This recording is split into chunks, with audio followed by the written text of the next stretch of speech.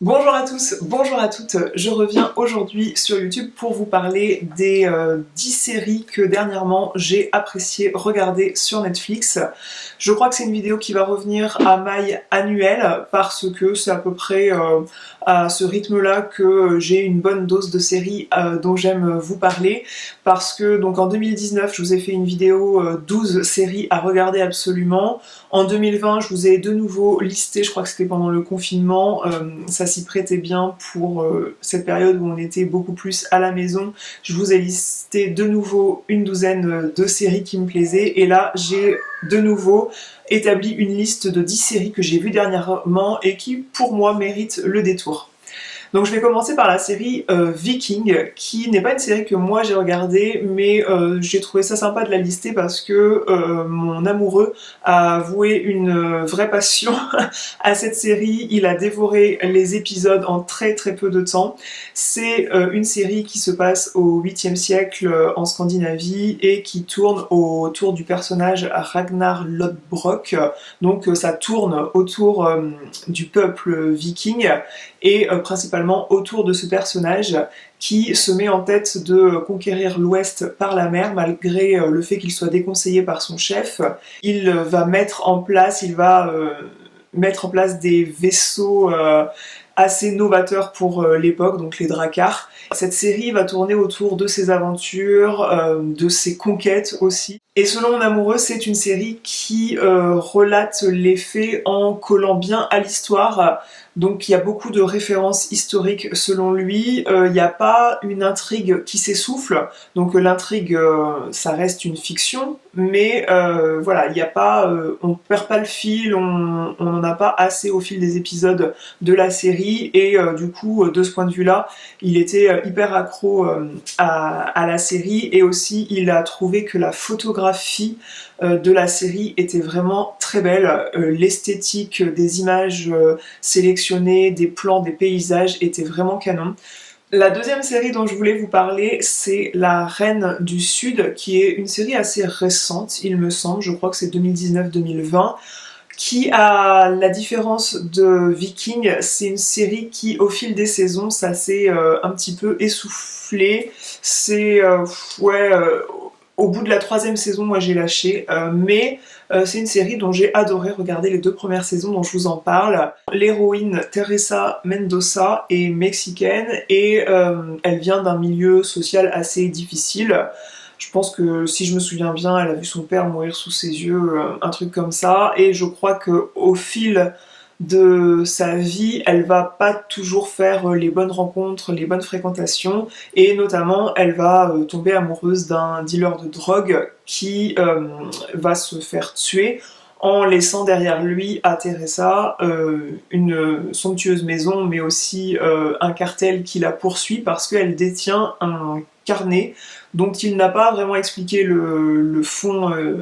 Il lui a juste donné la forme, hein, le cahier, en lui disant que c'était très important et qu'il fallait qu'elle le garde s'il disparaissait. Le cartel va la poursuivre pour récupérer ce carnet, et finalement, de fil en aiguille, elle va partir aux États-Unis et elle va travailler pour ce cartel qui est à l'origine du décès de son amoureux, et pourtant, elle va commencer en étant une mule, et les mules sont très maltraitées, c'est un sale boulot, on va dire. Elle va continuer le sale boulot dans la drogue en étant la reine du Sud. Elle va monter les échelons petit à petit, et on suit ses aventures, on suit ses, ses amours, sa vie, ses emmerdes. Et du coup, c'est une série que j'ai beaucoup appréciée. L'ambiance mafieuse, cartel, là, c'était quand même plutôt distrayant. Et ouais, j'ai bien aimé cette série, et l'actrice qui joue le rôle, et les deux acteurs qui sont amoureux d'elle, on va dire. Et j'ai bien aimé cette série.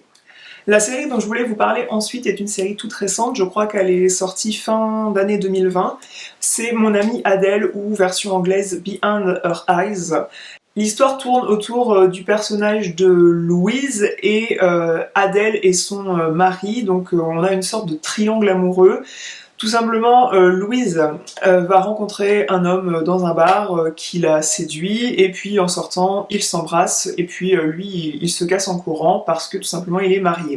Le lendemain matin, voire le lundi matin, je ne sais plus si c'est le week-end, eh bien, elle se rend compte que c'est son nouveau patron. Pas de bol, le malaise continue au travail, et puis ce mec-là est marié à une fameuse Adèle, qu'elle va bousculer dans la rue en parallèle, et puis du coup Adèle se sent très seule, elle a comme des troubles mentaux, et du coup elle va chercher à faire de Louise son amie. Donc Louise est le cul entre deux chaises, entre son patron qu'elle a embrassé et avec lequel elle va continuer une relation, et Adèle avec laquelle elle devient amie. On va peu à peu découvrir les secrets qui se cachent dans le couple Adèle et puis le patron de Louise, et puis Louise, voilà, ça part dans le surnaturel, et je sais pas finalement si j'ai aimé ou adoré ou détesté cette série, mais elle a créé chez moi à la fin un gros malaise, où j'étais là, non mais mon Dieu, quelle horreur, quelle horreur, quelle horreur. Le regard qui se passe à la fin de la série dans le regard de Louise, et voilà, il faut voir la série, je veux pas vous raconter, je veux pas vous dévoiler les choses, mais ouais, ça m'a laissé vraiment un sentiment de malaise profond, et de ce point de vue-là, du coup, j'ai trouvé que la série était réussie, puisque une série, elle n'est pas réussie si elle vous laisse des choses positives en tête, mais si ça crée aussi ce genre de malaise et ce genre de dégoût, ce genre de sentiment fort, c'est aussi que la série est réussie. Pour clôturer au sujet de cette série, après l'apparition de ma fille, je dirais que cette mini-série crée quand même pas mal l'effet de surprise vers à la toute fin. Moi je m'attendais pas à un tel dénouement, alors mon amoureux un peu plus tôt, mais du coup j'ai quand même eu cet effet de surprise et de mauvaise surprise. La série dont je voulais vous parler ensuite est une série de 2021, donc encore toute récente. C'est au sujet de deux jeunes scientifiques qui, à partir d'expériences sur l'ADN des fourmis, vont créer une société qui a pour but de faire trouver l'amour à la population à partir de leur ADN. En fait, ils vont créer un algorithme, et selon eux, chaque être humain dans le monde a son alter ego, donc son match, sa personne qui lui convient parfaitement. Et quand vous rencontrez cette personne, vous tombez éperdument amoureux de cette personne parce que son ADN est prévu et génétiquement prévu pour vous correspondre.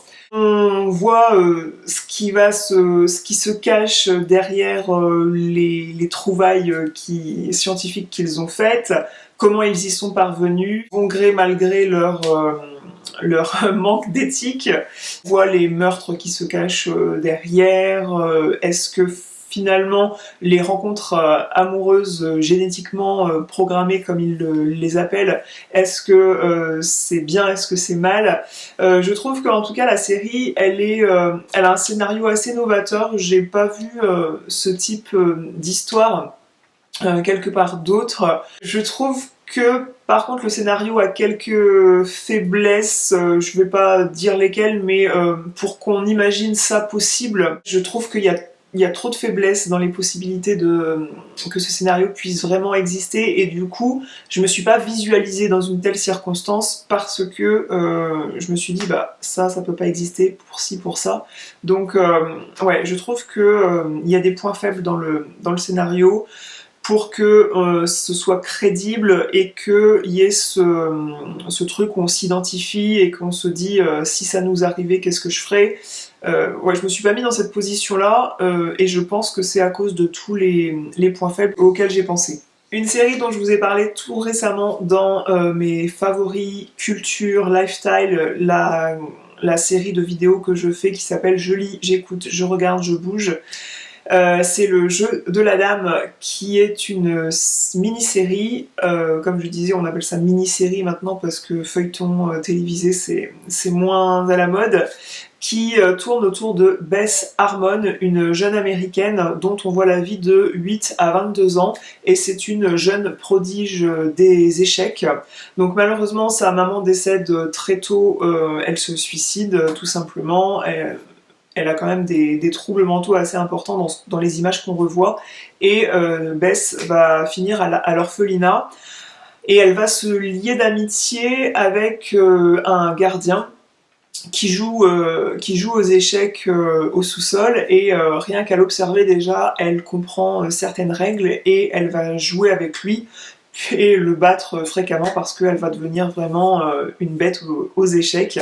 Alors, on a tendance à croire que cette série, si on n'est pas amateur du jeu d'échecs, on va vite se lasser. D'ailleurs, cette série, au bout du 3e épisode, on se dit ah oui, ça va vraiment tourner que autour des échecs en fait, parce que c'est vrai que on voit Bess jouer aux échecs tout le temps, lutter contre une addiction. On va voir voilà comment se déroule sa vie, mais quand même les scènes principales, il y a vraiment, je dirais, 80% de la série, c'est des parties d'échecs qu'on voit se dérouler.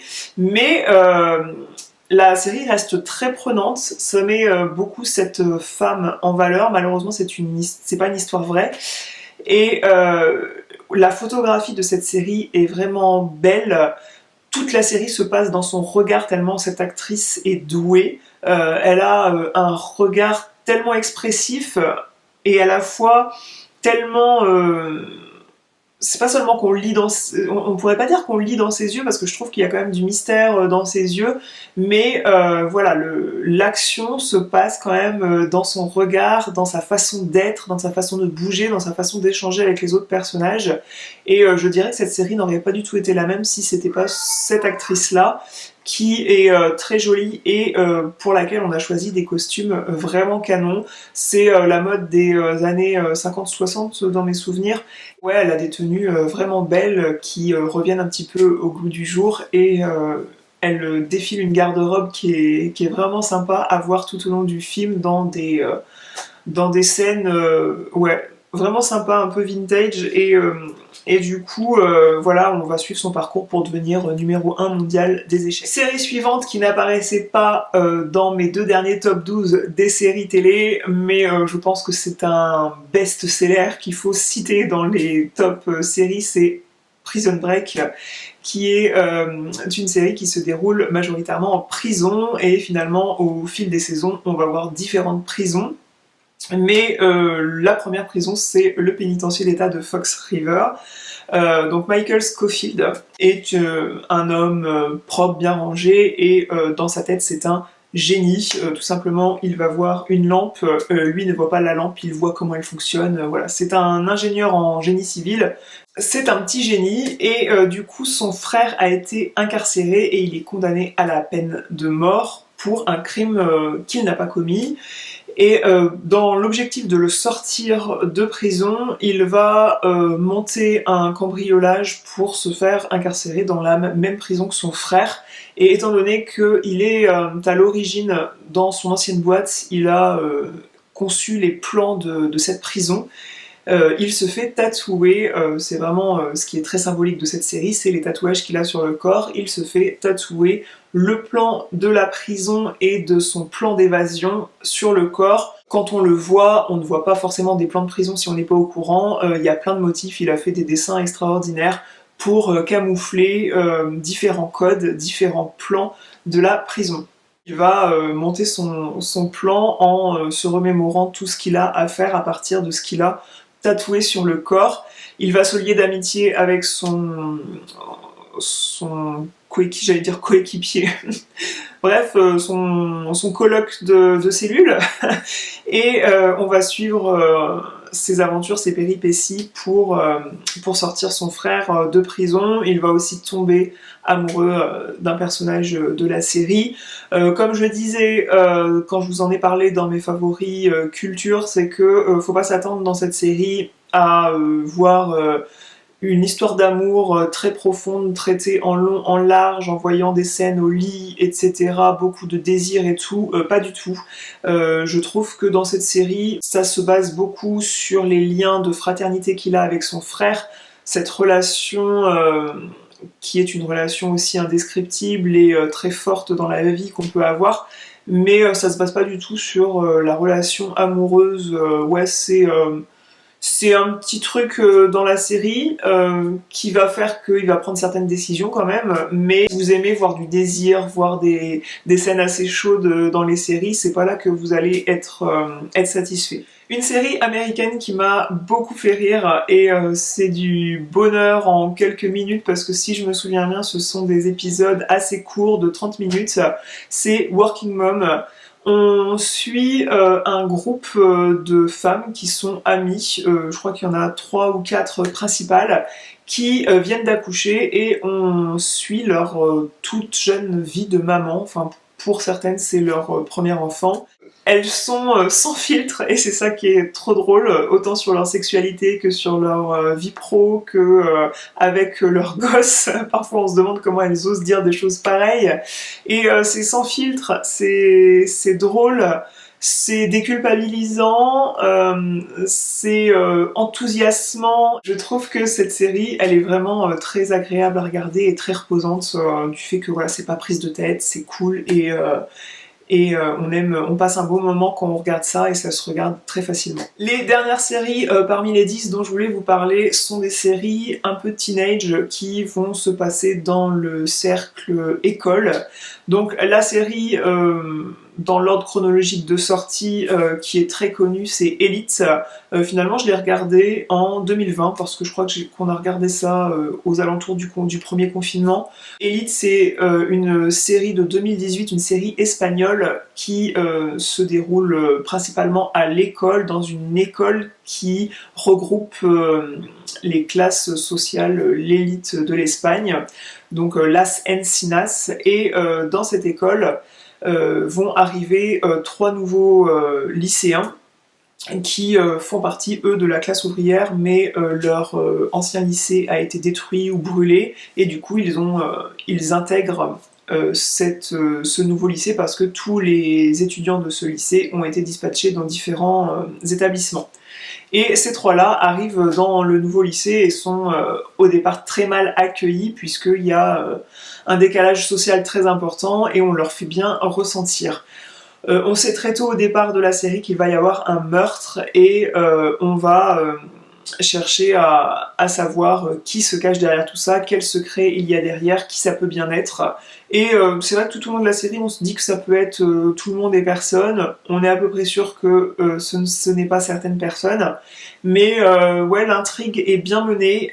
Les acteurs sont absolument canons. Donc on a encore cette, comme dans la série La Casa de Papel, où d'ailleurs on retrouve 3 acteurs de La Casa de Papel dans cette série Elite, donc on retrouve des acteurs du coup qu'on apprécie, puisqu'on est beaucoup à avoir apprécié la série La Casa de Papel. J'ai beaucoup aimé l'ambiance de Elite, où ouais, l'image et les acteurs sont beaux, comme voilà, ce sont des personnes très aisées, les filles, les mecs ont des tenues vraiment sympas, dans des maisons canons. Il y a cette sensualité des Espagnols qui est présente, on a une bonne intrigue et on s'attache très facilement aux personnages. Donc c'est une série pour moi qui est très réussie. La série suivante, un peu dans la même ambiance, mais cette fois en Afrique du Sud, c'est la série Blood and Water. Je crois que je vous en ai aussi parlé dans une série, dans une vidéo sur mes favoris culture. C'est une série qui tourne autour du personnage de Pouleng, qui elle aussi venait d'un lycée classique et va changer de lycée pour aller dans un lycée beaucoup plus huppé. Et elle va se retrouver dans le lycée où se trouve la fille qu'elle suspecte être sa grande sœur, qui a disparu, qui s'est fait enlever à la naissance il y a 17 ans de cela. Donc on va suivre toute cette intrigue et puis la relation entre Pouleng et cette potentielle sœur, parce qu'elle va avouer une réelle obsession à cette jeune fille, et du coup on va voir voilà, les petites aventures amourettes de lycée, et c'est une série qui est agréable à regarder. Le personnage de Pouleng est vraiment très attachant, elle est toute mignonne, toute adorable, Et la photographie, l'esthétique de cette série, c'est très acidulé, très gai, les paysages sont sympas. Et ouais, c'est une série qui est sympa à regarder, et du coup il n'y a qu'une saison 2 disponible, donc on reste énormément sur notre faim à la fin de la saison 1. Je crois qu'il y a une saison 2 à venir, mais avec tout ce qui est confinement, Covid, tout a été retardé dans les productions des séries, de tous les contenus télévisés ou cinéma. Et du coup, j'attends la saison 2 pour voir si ça continue sur sa lancée. Mais en tout cas, ça sait vous tenir en haleine à la fin de la saison 1 pour qu'on ait envie de voir la saison 2. Dixième et dernière série, c'est la série Tiny Pretty Things qui se passe à Chicago. C'est une série américaine qui se passe dans une école de danse où la concurrence est ultra rude, tout comme dans toutes ces écoles de danse, les conservatoires de musique, etc. Et là, à Chicago, c'est dans l'école Archer School Ballet, et ils veulent tous entrer dans un ballet très célèbre, ils veulent tous l'intégrer, et on sait aussi dès le départ, encore une fois, qu'il y a eu un meurtre, enfin pas un meurtre, une étudiante qui est tombée du toit de l'internat des jeunes, et elle est hospitalisée dans le coma, et du coup on se demande qui a bien pu la faire tomber. Est-ce un accident? Est-ce une réelle intention de la tuer? Et on suit voilà, cette concurrence rude entre chaque personnage, on suit aussi les amourettes, il y a cette intrigue de qui a bien pu la tuer, et je crois qu'il y a 2 saisons disponibles et on ne sait toujours pas qui a pu pousser la jeune femme du toit pour qu'elle soit encore dans le coma quand on voit la série. C'est aussi agréable si on aime la danse en tant que telle, puisque on a beaucoup de scènes de danse classique qui sont intéressantes à regarder. Ouais, j'ai trouvé cette série vraiment agréable à regarder de ce point de vue-là. J'ai trouvé aussi ce concept aussi de concurrence dans le milieu artistique comme ça, très réaliste. Et encore une fois, les personnages sont plutôt attachants, et c'est une série qui fonctionne bien. C'est tout pour aujourd'hui, j'espère que cette vidéo vous aura donné matière à vous glisser dans le canapé et à avoir du contenu à regarder si vous avez un abonnement Netflix. Je vous invite à me dire dans les commentaires si vous connaissiez ces séries, si vous les avez vues, si elles vous ont plu, et à me lister des séries que vous me recommanderiez de regarder en ayant pris connaissance des 24 autres que j'ai citées dans mes précédentes vidéos les 2 années précédentes. Et sur ce, moi je vous rejoins dans la zone de commentaires. Je suis aussi sur Instagram, juste sur Instagram si vous voulez me voir au quotidien. En ce moment je partage pas mal mes looks du jour parce que je suis inspirée à vous partager ça. Et du coup je vous fais des grosses bises et je vous dis à la prochaine.